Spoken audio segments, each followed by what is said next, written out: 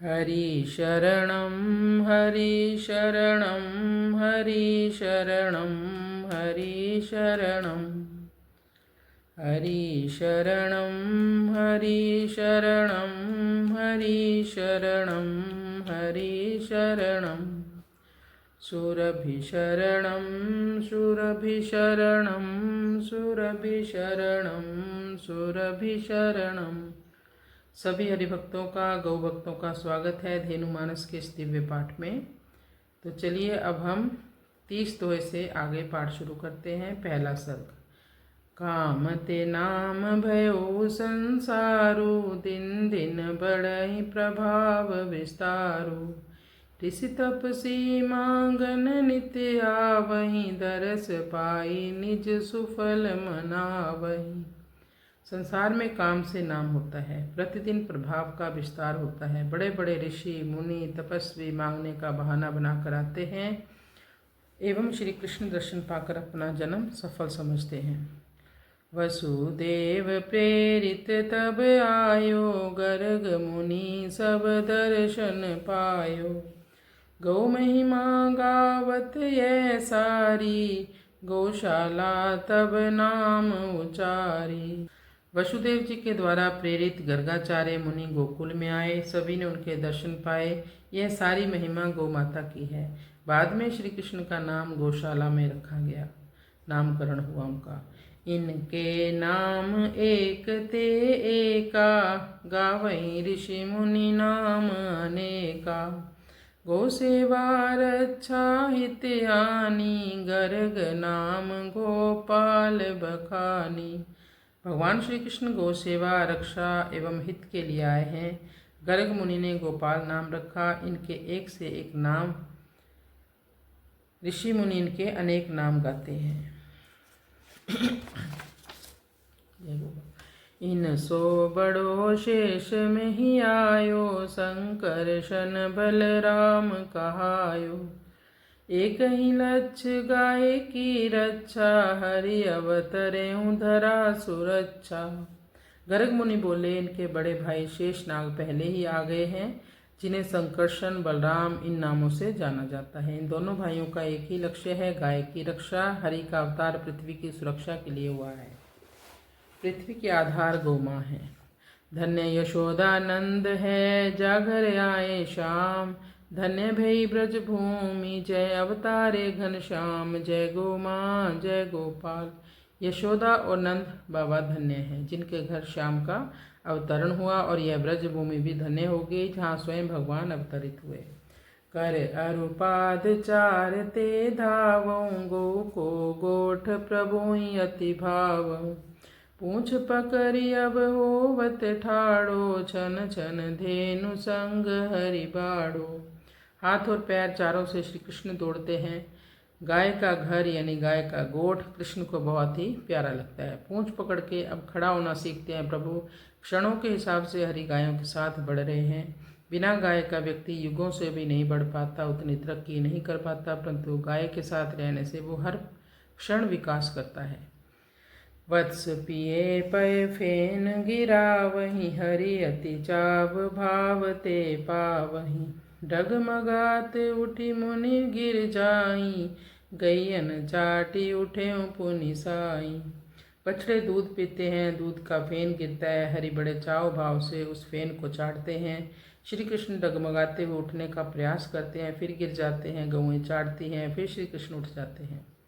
नित नवलीला गोठ फिराही, बचरन संग करई माही माही।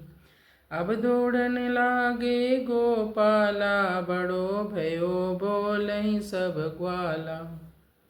नित्य नई नई लीलाएं करते हैं भगवान श्री कृष्ण। गाय के गोठ में घूमते हैं, बछड़ों के संग माँ ही करते हैं, और कृष्ण दौड़ने लगे। ग्वाल बाल कहने लगे, अब कन्हैया बड़ा हो गया है। सखानंद खेलहि नित खेला, गौ पाछे छुपी छैल छबेला। गोपी देखी देखी हर्षाही, बदन चूमि बलिहारी जाही। सखाओं के साथ श्री कृष्ण नित्य खेल खेलते हैं, और गायों के पीछे छैल छबीला कृष्ण छुप जाता है। गोपियां देख देख कर प्रसन्न होती है, मुख चूम कर बलिहारी जाती हैं। धेनु धूरी में खेलहीं सखा सहित गोपाल, मंडल एक बना वहीं आप बने भूपाल। जय गो माँ जय गोपाल। गोधूली की बेला में भगवान खेल रहे हैं अपने सखाओं के साथ। गोपाल ने एक मंडल बना लिया और स्वयं उसके राजा बन गए। माखन चोर भयो नंद लाला, संग लिए ब्रज मंडल ग्वाला। सब ते मूल्यवान जो होई, ताहि चुराई चोर पति सोई। अब श्री कृष्ण माखन चोर बन गए। ब्रजमंडल में ग्वालों को साथ लेकर चलते हैं। जो सबसे ज़्यादा मूल्यवान हो उसे जो चुराए वही चोरों का मालिक हो सकता है। माखन दुर्लभ बड़ संसारा, जानि मरम प्रभु करहि प्रचारा। ब्रज गोपी घर आई कन्हाई, लै नवनीत भागी नित जाई। संसार में माखन बड़ा दुर्लभ पदार्थ है। इस रहस्य को जानकर भगवान प्रचार करते हैं। ब्रज गोपियों के घर जाकर माखन चुराते हैं और भाग जाते हैं। गाँव गली सब धूम मचाई, माखन खावत आनहु भाई। आप खाई संग सखा खिलाई, बानर चंचल देव बनाई। सब गाँव में गलियों में धूम मची है। कन्हैया बुला बुलाकर कहते हैं, आओ भैया सब आकर माखन खा लो। अपने आप खाते हैं, सारे सखाओं को भी खिलाते हैं। बिना माखन के चंचल वानर बने देवताओं को माखन खिलाकर पुनः देवता बना रहे हैं। बिन माखन सुर हो वही बानर, महिमा धेनु गाई निशिबासर। नहीं को जतन भक्ति नर पायो, गोपी भाव स्वरूप लखायो। माखन के मिले बिना देवता वानर बन गए थे। उनको पुनः देवता बनाते हुए गौ माता की महिमा को भगवान दिन रात गा रहे हैं। माखन खाने से शरीर की स्फूर्ति बढ़ती है और मन की चंचलता समाप्त हो जाती है। गोपी भाव प्राप्त किए बिना भक्ति पाने का कोई दूसरा साधन है नहीं। गोपी भाव के लिए गौ गाय का दूध, दही, घी, छाछ, गोमूत्र आदि पीने से ही गोपी भाव मिलता है। सखा संग जदुवंश मणि, करे धेनु गुणगान। जे दर्शन पावई नर, तिनको अति कल्याण। जय गो माँ जय गोपाल। सखाओं के साथ यदुवंश मणि श्री कृष्ण गौ माता का गुणगान करते हैं। जो गौ माता का दर्शन भी कर लेता है उनका अति कल्याण हो जाता है। एक बार सब सखा बुलाई, निज निज रुचि सब कहु सुनाई। मधुमंगल बोले एक सपना, माखन तृप्ति होई रचु रचना। एक बार सारे सखाओं को बुलाया और कहा कि तुम लोग अपनी अपनी रुचि बताओ। मधुमंगल ने एक सपना सुनाया और कहा कि माखन खाकर तृप्त होने के लिए एक रचना करो। सीते ही त्रिजटा सपन सुनायो, ताको सपन सत्य होई जायो। सीता सुता धरनी की होई, तेहि कारण गौ जाने सोई। सीता जी को त्रिजटा ने एक सपना सुनाया कि बंदर ने लंका जला डाली और उसका सपना सत्य भी हो गया। सीता जी धरती की बेटी है, इसलिए सीता को गौ के रूप में जाना जाता है। जनक सुता लंका करि बासा, धेनु रूप तृण राख्यं आशा। माधव कहा जो गौ अनुकूला, ताको रेउ न कछु प्रतिकूला। जनक सुता सीता जब लंका में रहती थी तो गौ की तरह तृण से जीवन चलाती थी। माधव ने कहा यदि गाय अनुकूल है तो उसके लिए कुछ भी प्रतिकूल नहीं होता। इनकी कृपा असुर हम मारे, सदा धेनु होवं बलिहारे। शांति रूपनी जय यह नाही, ते घर सपने हरि नहीं जाही। गोविंद बोले इन गौ माताओं की कृपा से हमने असुरों को खत्म किया। हम हमेशा गाय की बलैया लेते हैं। शांति रूपनी गाय जिस घर में नहीं है वहाँ कभी भी भगवान नहीं जाते। लता छां गोष्ठी भई गोवर्धन के काज, बांकी छवि सिर सोही मोर पंख को ताज। जय गौ माँ जय गोपाल। ग्वाल बालों के साथ गोष्ठी हुई। गोवर्धन मुख्य विषय था। गोवर्धन पर चर्चा हुई। भगवान की छवि सुंदर है, सिर पर मोर पंख का मुकुट सजा है।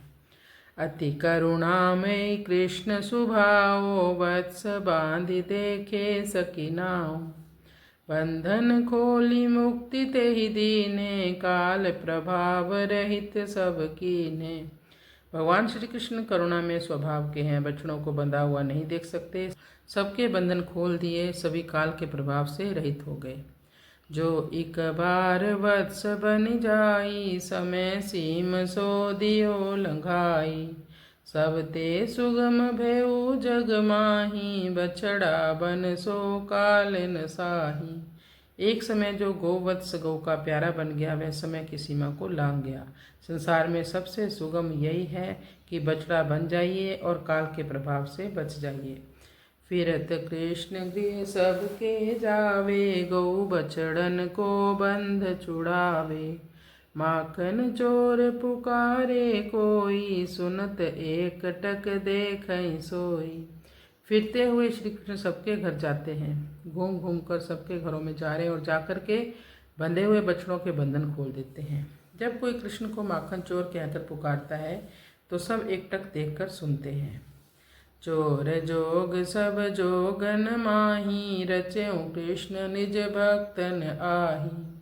भांड तोरी संचय के हेतु, धेनु चरित जगहित सुर सेतु। सभी योगों में चोर योग भगवान श्री कृष्ण ने अपने भक्तों के लिए बनाया। कृष्ण गोपियों के घरों में जाकर भांडे बर्तन तोड़कर मानो ये कहते हैं कि संग्रह किसके लिए करते हो, माखन संग्रह की वस्तु नहीं है, अपितु खाने के लिए होता है। गाय का चरित्र जगत के हित के लिए रचा गया है और यह धरती और स्वर्ग का पुल है। लुकत चुपत के खेल में वत्स रूप रखियाई, इतुत खोजत ना मिले, सखा ढूंढी नहीं पाई। जय गो माँ जय गोपाल। भगवान श्री कृष्ण लुका छुपी का खेल खेलते हैं, बछड़ा बनकर छुप जाते हैं और उनके जो सखा हैं वो इधर उधर खोजते फिरते हैं, परंतु कृष्ण को नहीं ढूंढ पाते।